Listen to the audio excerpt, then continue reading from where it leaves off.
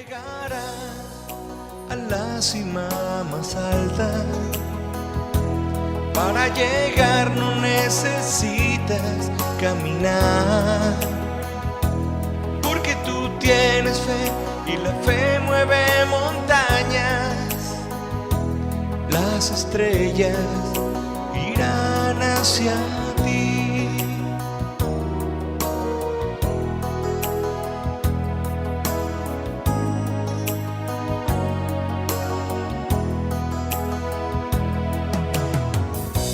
Hay en ti un gran corazón y un amor que nunca se termina. Hola, hola queridos amigos televidentes, hoy es el día del programa La Voz sobre Ruedas Televisión.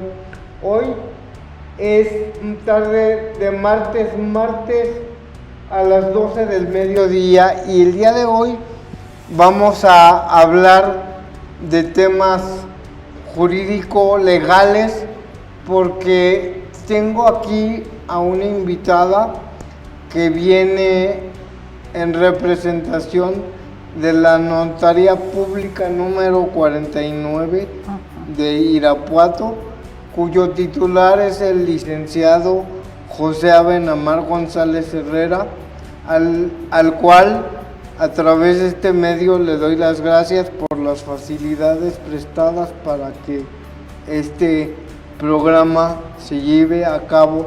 Y hoy vamos a hablar de un tema jurídico que viene a ser la compraventa. Y hoy le doy la bienvenida a quien me acompaña en el set. Ella es ayudante de la notaría en mención. Ella estudió la profesión de abogado, pero antes de entrar al tema, me gustaría que me platicara quién es, a qué se dedica, por qué le dio el interés por la abogacía, qué le gustó de esta profesión y posteriormente ya nos arrancamos con el tema. Muy buenas tardes. Buenas tardes, Gabo. Claro que sí, te comento el por qué el interés. Bueno, primero, ¿quién soy? Mi nombre es Berta Fuentes García, soy abogada. Me dio el interés de estudiar la abogacía porque primeramente trabajé en una notaría en la ciudad de Guadalajara, Jalisco, y posteriormente cuando regresé a Irapuato comencé a trabajar en la notaría que bien mencionas, la 49, y al cual ya tengo ahí pues cerca, ya con una experiencia basta 23 años con él. Entonces, al estar ahí, pues me llamó mucho la atención y pues quise adentrarme más al derecho y conocer pues mucho más mi trabajo.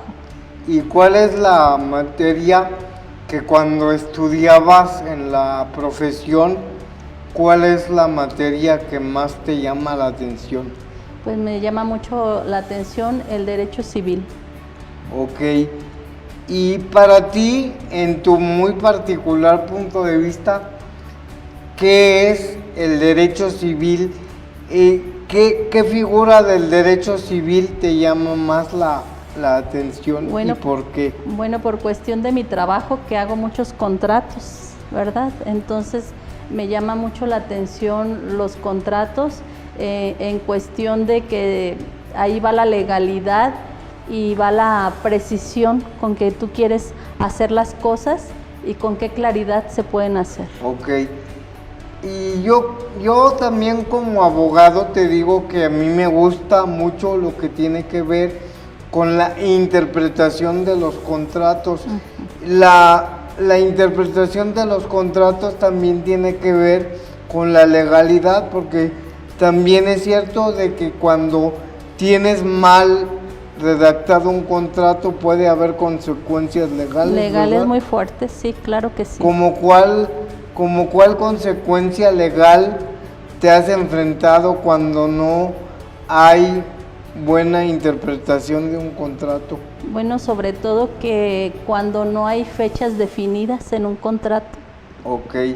Digamos que para que un contrato tenga validez tenemos que tener hora y fecha totalmente definidas y en la manera como se va a llevar a cabo el contrato, ¿verdad? Así es. exactamente. Ok. Y un contrato que es muy bueno y que me gustaría que nos hablaras es el contrato de la compraventa. Sí, claro que sí. Mira, a mí me llama mucho la atención, bueno, ¿por qué? Porque hacemos una compraventa en ejemplo de un bien inmueble que para todos es muy importante porque pues es comprar pues una casa en la cual vamos a vivir a lo mejor por toda la vida o vamos a invertir y a lo mejor nos vamos a endeudar por 15, por 20, por 30 años, ¿verdad? Así es, pero cuando se habla de los bienes inmuebles, como en este caso de la casa, son derechos reales, son derechos que ya son tuyos al momento de estar pagando una hipoteca, ¿no? También también es bueno que nuestro auditorio conozca cuáles son los elementos de validez de un contrato, cómo es el consentimiento, cómo es el objeto, cómo es el precio, y el precio debe de ser una cosa cierta y en dinero, ¿no?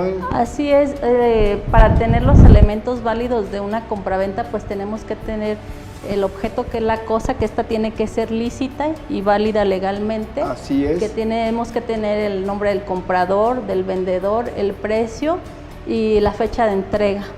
Así es. ¿Y qué pasa cuando no se estipula en un contrato la fecha de entrega?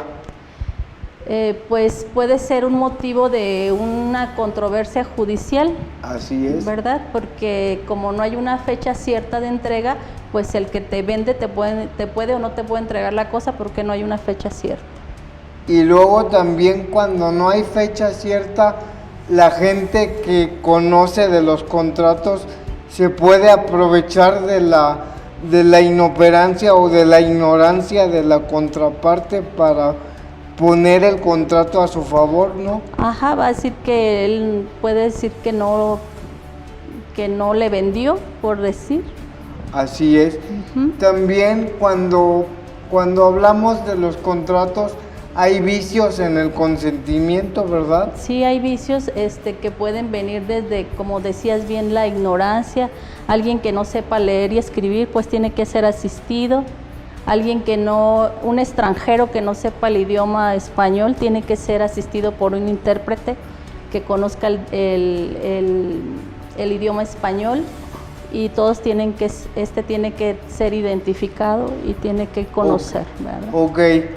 Y ahorita que estamos hablando de la asistencia, me gustaría que ahorita que regresemos del corte, porque ya casi nos vamos al primer corte, ahorita cuando regresemos del corte, me gustaría que aterrizáramos el tema un poco sobre la asistencia y la interpretación de un contrato de compraventa enfocado a las personas con discapacidad. ¿Te parece bien? Sí, claro que sí. Estás en el programa de televisión por internet La Voz sobre Ruedas Televisión. Hoy estamos hablando del tema legal de la compraventa. Ya regreso.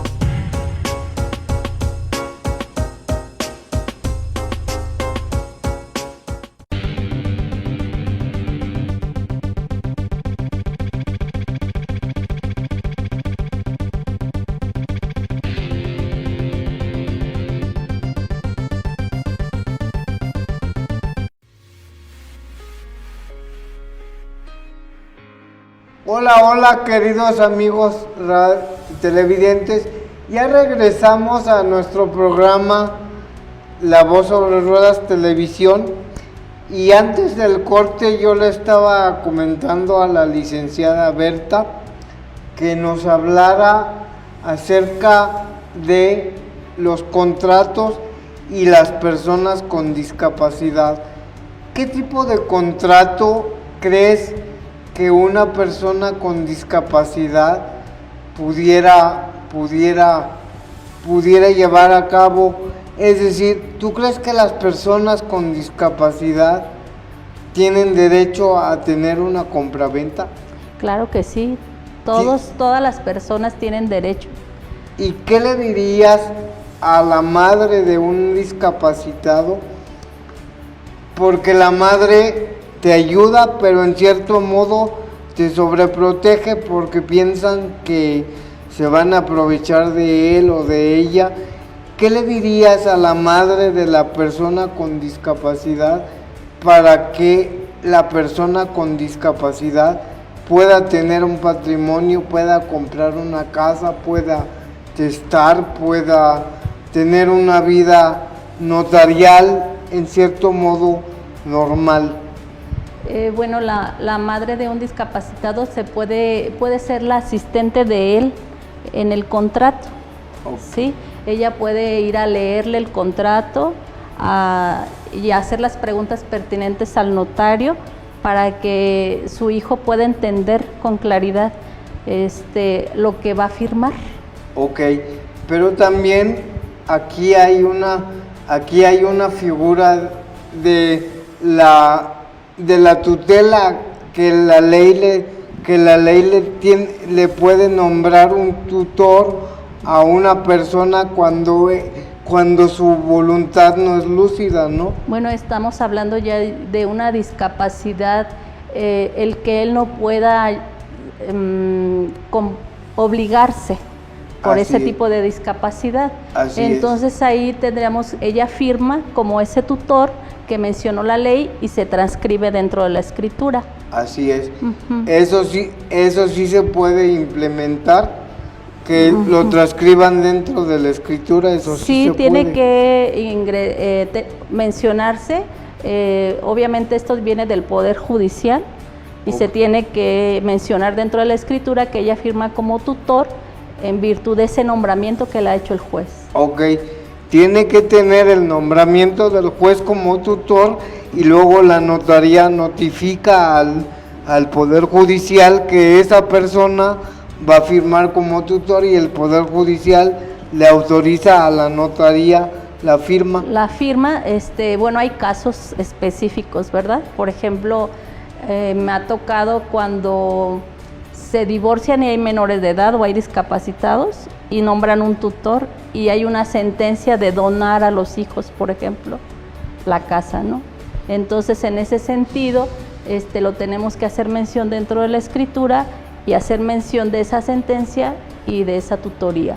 Así es.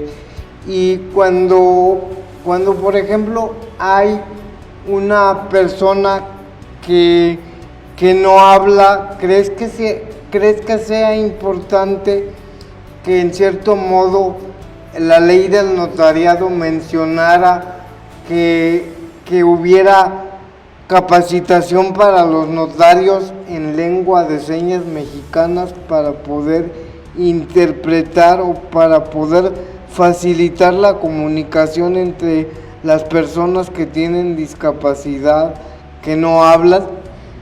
Pues debe ser muy importante. La ley es muy escueta en ese sentido, o sea, no tiene ese en estricto, no lo habla tan específico. No lo habla. Solo habla de una asistencia, ¿verdad? Pero no tenemos, no lo sé que tengamos gente capacitada en una notaría para que hable en señas.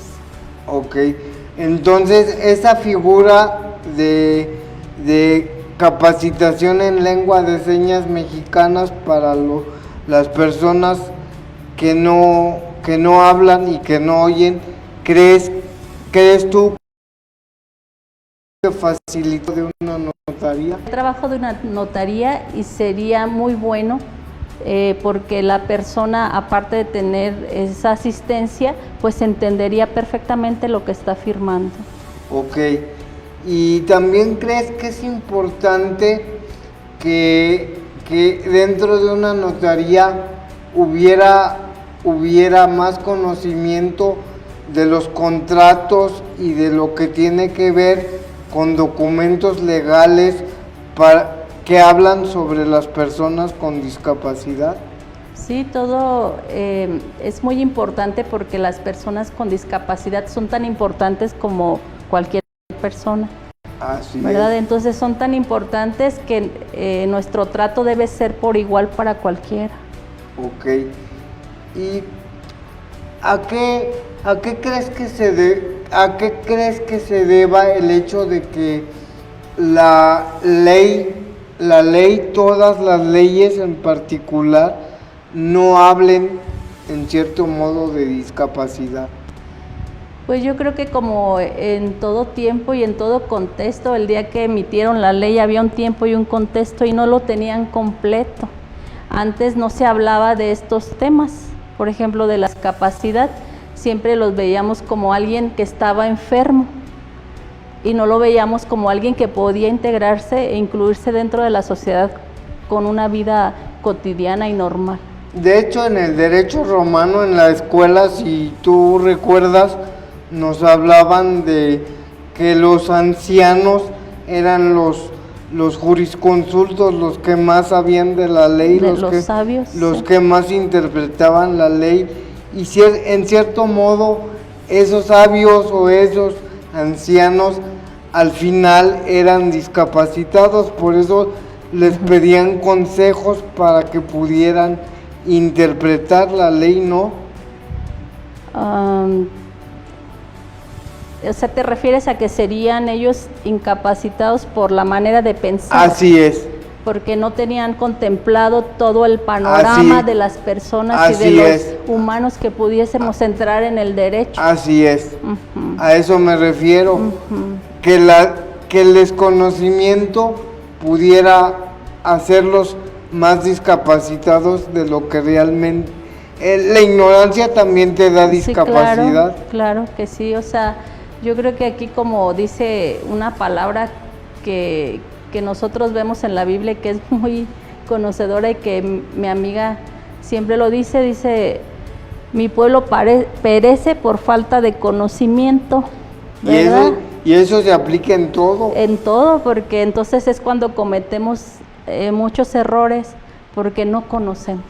Pero yo te digo una palabra jurídica Uh-huh. que nos dice que el desconocimiento de la ley no exime su cumplimiento. Claro. Esto quiere decir que el no saber de la discapacidad no quiere decir que la ley no se debe adaptar a las personas con discapacidad, ¿verdad? Sí, claro, o sea, tenemos que incluir finalmente, porque todos, como te vuelvo a repetir, somos seres humanos y todos tenemos derechos y obligaciones. Ok, y dentro de lo que es la compraventa, ¿qué es lo que tú propondrías para mejorar o que a una persona con discapacidad le pudiera ser más fácil una compraventa? Si quieres, regresando del corte, podemos desglosar este tema. Vamos al segundo corte comercial y ya regreso. Estás en el programa La Voz sobre Ruedas Televisión. Hoy estamos hablando de la compraventa y de muchos temas jurídicos legales. Ya regreso.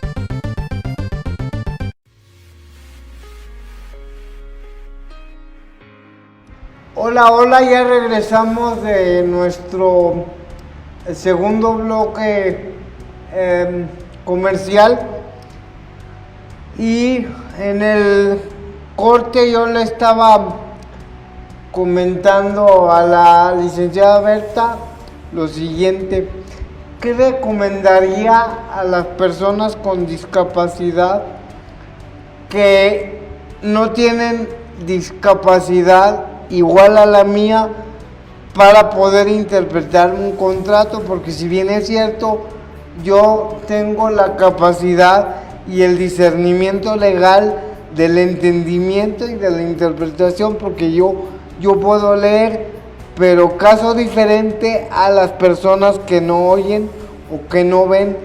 ¿Qué recomendación le daría al intérprete del contrato?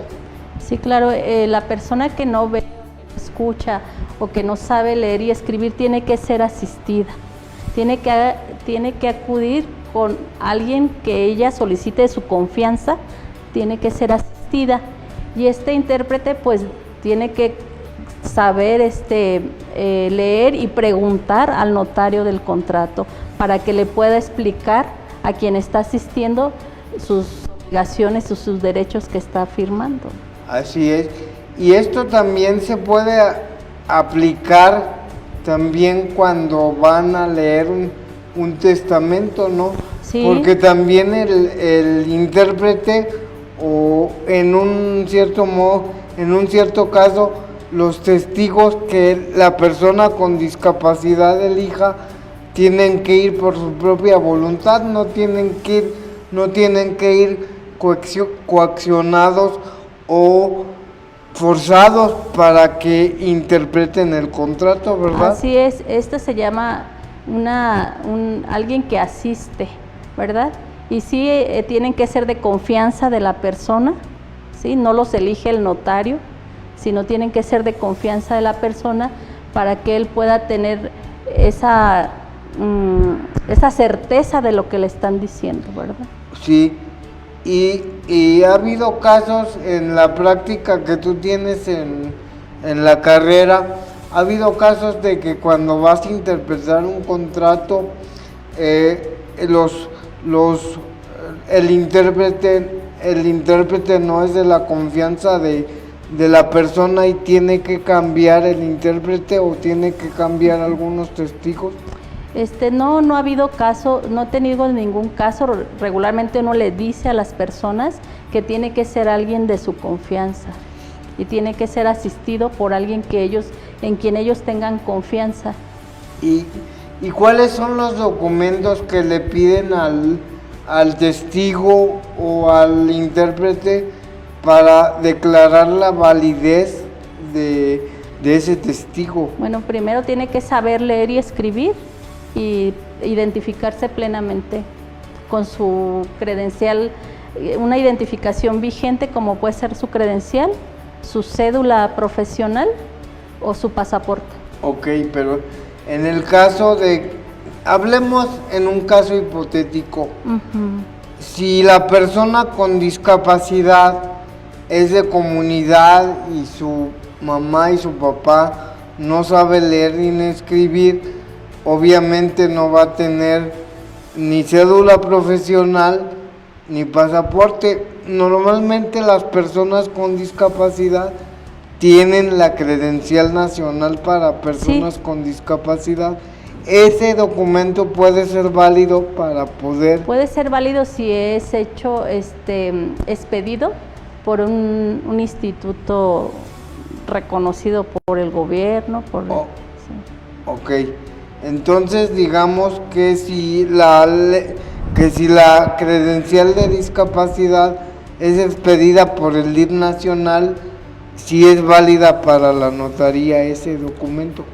Puede ser válido, nunca me ha tocado tener esa credencial, ¿verdad? Porque hoy en día en la notaría, cuando alguien acude, no solo lo identifico con la credencial para votar, sino tomo sus biométricos, huellas electrónicas, para que me digan que esa identificación es plena y verdadera y auténtica. Ok, ya te entendí. Entonces ya para concluir, me gustaría que por último dijeras algún consejo para las personas con discapacidad para que hicieran el derecho accesible, el derecho notarial. ¿Crees que hace falta capacitación de los notarios en cuestiones de discapacidad?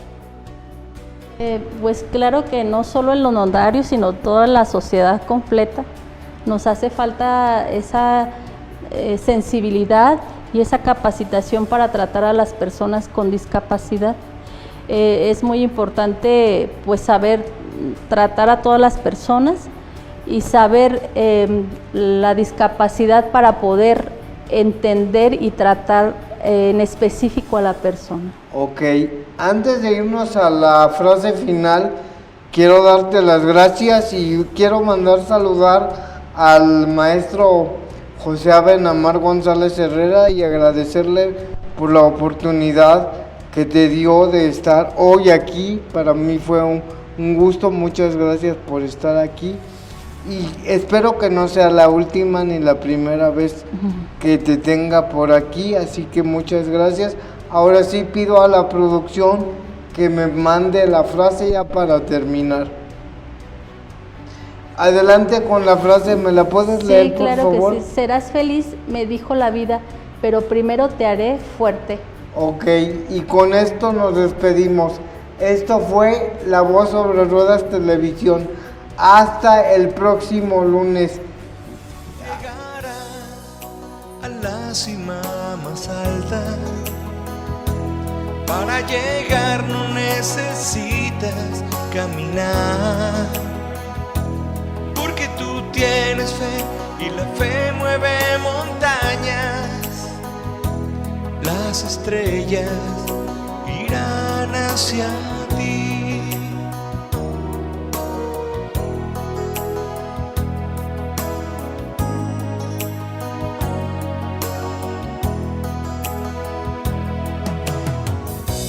Hay en ti un gran corazón y un amor que nunca se termina.